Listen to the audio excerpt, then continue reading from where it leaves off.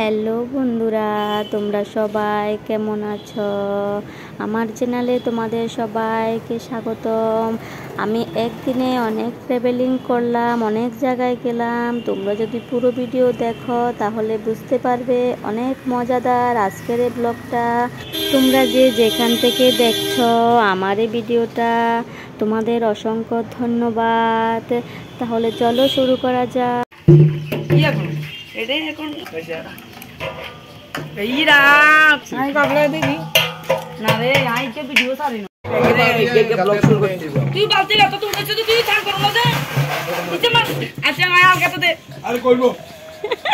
বাড়ি গেল না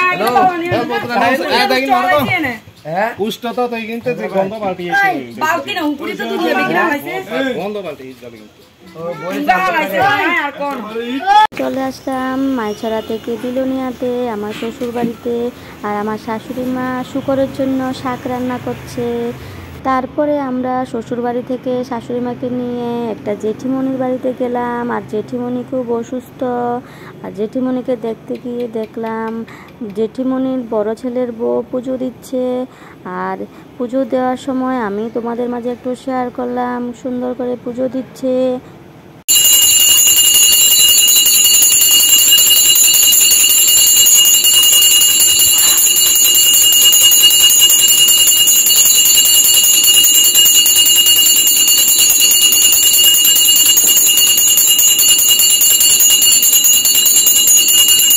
আমরা সবাই মিলে জেঠিমণিকে দেখতে আসলাম। তো জেঠিমণির ছেলের বউ যখন পুজো দিচ্ছে তখন আমার শাশুড়ি মা এদিকে বসে আছে। তো আমি আসার সময় আমার দেওরের ছেলেকে নিয়ে আসলাম, আমাদের কুটুমুটু শুনুকে নিয়ে আসলাম। আর কুটুমুটু শুনু দুষ্টমি করছে। আর এদিকে দেখো জেঠিমণির ছোট ছেলের বউ বসে আছে জেঠিমণির সঙ্গে। আর অনেকগুলো ঠাকুরকে একসঙ্গে পুজো দিতে গেলে অনেকখানি টাইম লাগে, তাই আমরা বসে অনেকক্ষণ ধরে পুজোই দেখছিলাম। লক্ষ্মী ঠাকুরকে পুজো দিচ্ছে, রাম ঠাকুরকে পুজো দিচ্ছে। আর পুজো দেখতে কিন্তু খুবই ভালো লাগে, তাই কিন্তু তোমাদের মাঝেও শেয়ার করলাম। খুব সুন্দর করে পুজো দিল।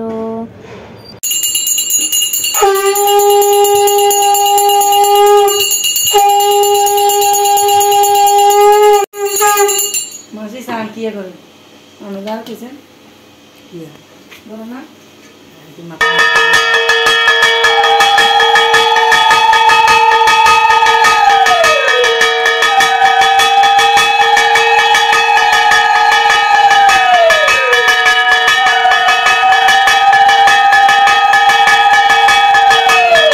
তারপরে জেঠিমণি বাড়ি থেকে বের হয়ে গেলাম। বের হয়ে আমি আবার শ্বশুর বাড়ির দিকে রওনা দিলাম। মাসি সান কি করে অনুদান কিছে কি বলো না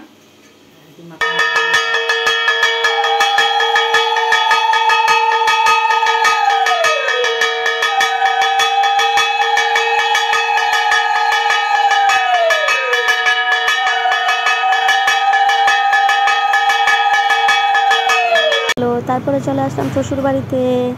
আমার বাবার বাড়িতেও কিন্তু ছাগল দেখেছি। আর শ্বশুর বাড়িতে আমার শাশুড়ি মা গামলা করে ছাগলকে খাবার দেয়। তো দেখে খুব সুন্দর লাগলো। আর গামলা করে এরকম করে খাবার দিতে আমি আর দেখিনি, যার কারণে তোমাদের একটু দেখাচ্ছি আর হাসি মজাক করছি শাশুড়ি মার সঙ্গে।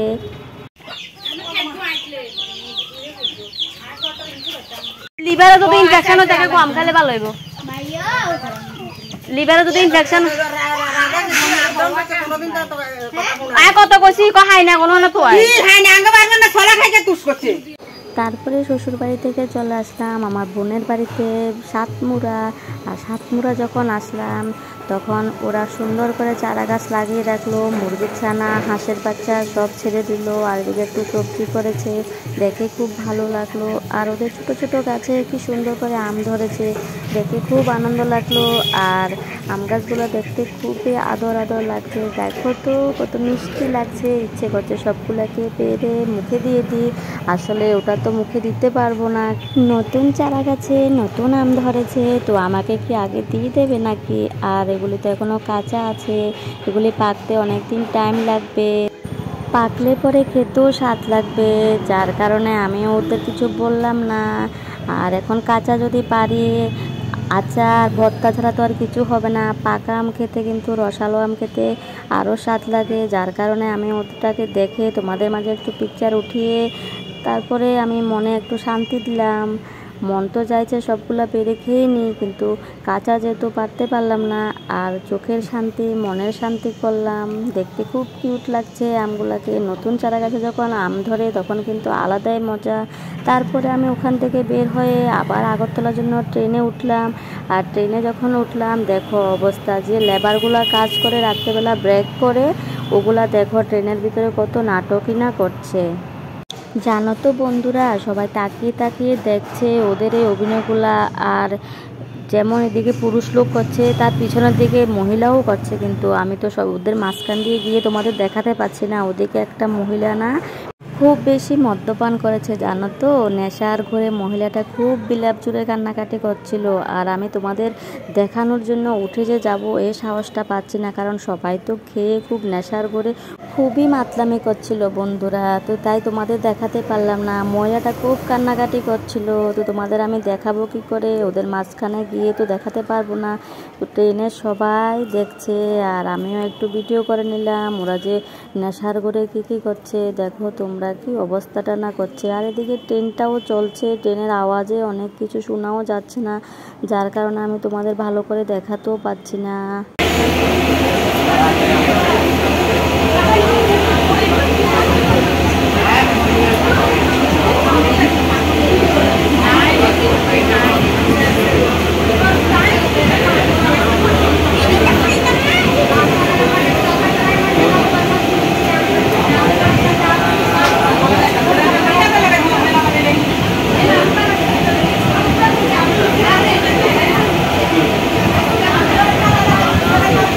ট্রেনের আওয়াজে বন্ধুরা কিছু শোনা যাচ্ছে না, যার কারণে আমি সাউন্ডটাকে অফ করে দিলাম।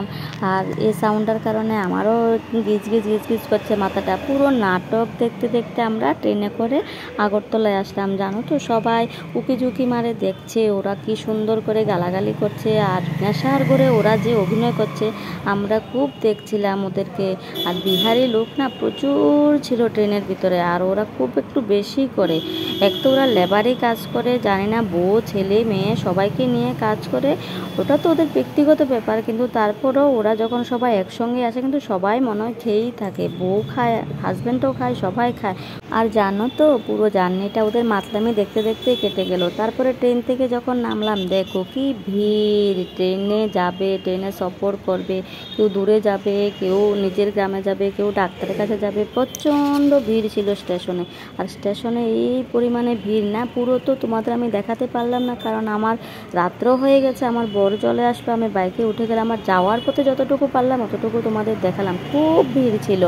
আর জানো তো, আমার কাঁধে ব্যাগ ছিল বলে ভালো করে আমি ভিতরে ভিডিও করতে পারলাম না। স্টেশনের ভিতরে যে রুমগুলো আছে ওখানে কিন্তু অনেক লোক, রাস্তা তো লোক, বাইরেও লোক, সব জায়গাতে সবাই রাস্তা রুমের ভিতরে যেখানে খুশি সেখানে শুয়ে ওরা কাটাচ্ছে রাত্রটা। আর আমি তারপরে বরের বাইকে করে আমি আমার কোয়ার্টারে চলে আসছি। আর রাস্তাতে আসার সময় একটু তোমাদের দেখালাম। জানো তো বন্ধুরা, অনেক রাত্র হয়েছে, 10:30 11টা বাজে। তো আমরা বাইকে করে আমাদের কোয়ার্টারে আসছি, কারণ এই টাইমে তো গাড়ি ঘোড়া অ্যাভেলেবেল হয় না, যদিও হয় রিজার্ভ নেয়, নয়তো ভাড়াটা বেশি নিয়ে যায়, যার কারণে আমি বাইকে করে আসছি। আর বড় গিয়েছে, আমার কাছে ব্যাগও ছিল খুব ভারী। আর আমি ছিলাম না বলে আমার ছেলে ঘরে প্রচুর কাজ করেছে, ঘর মুছেছে, ঘর ঝাড়ু দিয়েছে, পড়ালেখা করেছে, স্কুলে গিয়েছে। একদিন আমার ছেলে আমি নেই বলে অনেক কাজ করলো। আর এই দেখো আমার ছেলে কি করছে, যে কাজ করেছে তোমাদের আমি দেখালাম ও কি কাজ করলো। আর ও না খুব ভালো গো, পড়ালেখা কম করে কাজ একটু বেশি করে। জানি না পড়ালেখার কথা বললে কি যেন হয়, আর কাজ করতে বলে ঠিক করে নেয়। বন্ধুরা, তোমাদের কাছে আমার এই ভিডিওটা কেমন লাগলো? যদি ভালো লাগে একটা লাইক করে দেবে, আর বন্ধুরা নতুন হয়ে থাকলে আমার চ্যানেলটাকে সাবস্ক্রাইব করে দেবে। সবাই ভালো থাকবে, সুস্থ থাকবে। Thank you, bye by.